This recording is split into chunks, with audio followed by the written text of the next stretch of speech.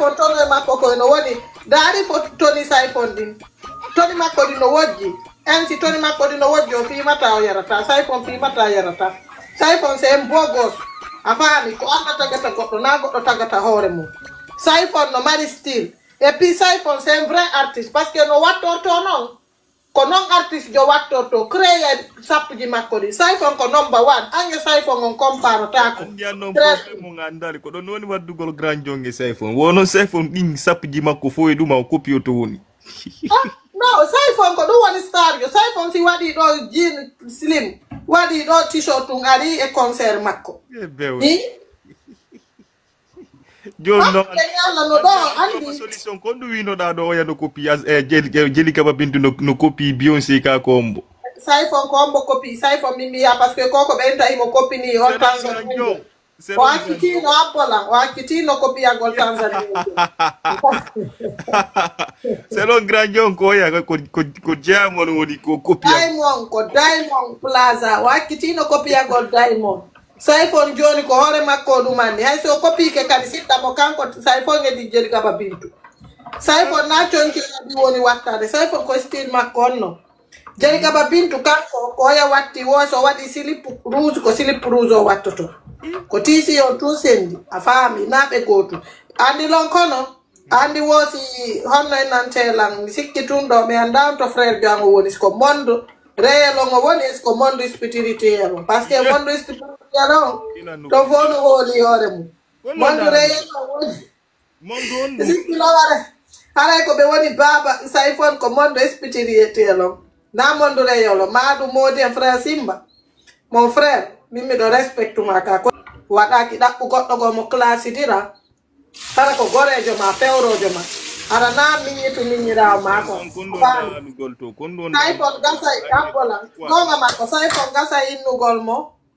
e honno nantelam baba parce que voilà mo wa hebude gorejo Saifon non ko gonga makko ko haali ko mais ce qu'il fait là c'est pas vilain afami goddo katta holo hore minani mo inna mo mari payle yenna de bebe wonda inde ko TikTok do fo payle benno be respecte to ngebe wulama frère Simba ko respect be jonotuma ala goto yenno ko réseaux sociaux do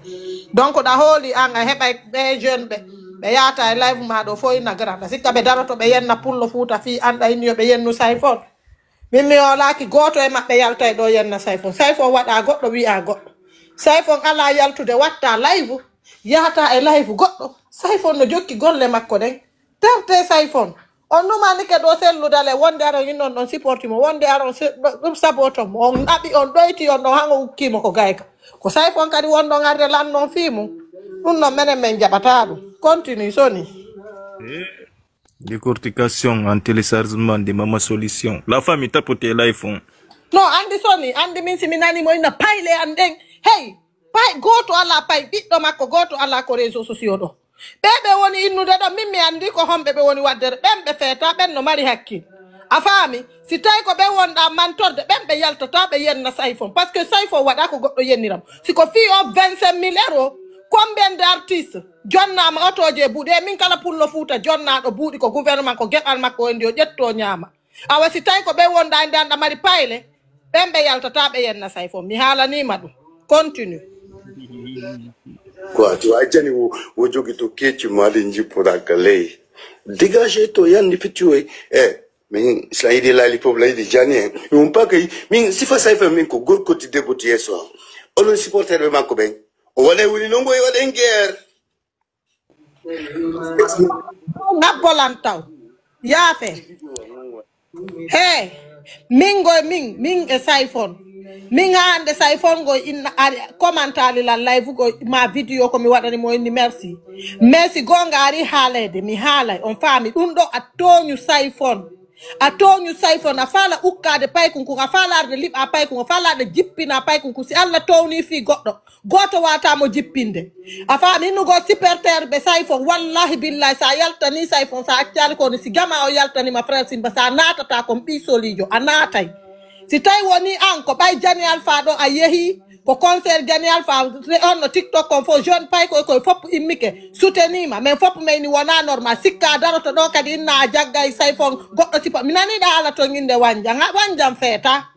Simbala bitto ko réseaux sociaux do boy. Affaire mo rappola fial. Actual gollo inde payle fena. No, appola no, mi appola. Si mi hali inde wanjang ko parce que kan be di no na wanjang mo sikkuda kumpeti fenando na woni alo fimu. Ko kolo be yejetti photo wanjang wadi. Yimbe be kadi uktidi ray. Wanjang di medi mawdo. Artiste. Okay, ko himo wongoni halde. Non woni alo fimu. Okay, awandi afala andi appola goddo be yejetti video makon. Wadi photo on don afami. Donc awa mi yetto ma frère Simba ɓiɗɗo goto ala ko réseau ɗo ko jeune ɓe respecte ɓe ma woni ɗo bien sûr ɗaynu de payle ma ɗen payle ɗen fo awono respecte ma ko respect kollon arata ɗo dirisa goɗɗo ara inna kadi a toña goɗɗo jaggana ma ɗo e hoore kadi pullo puuta siko an away goɗɗo go wanjanno waɗi goɗɗum o fi affaire artiste yagal wonni kanko mo supporti wanjan kanko e wanjan mo wawi supportude mo faala kono yo tarto sa iphone comment on no commentir ɗo oui vas-y yo tarto sa iphone mo wawi support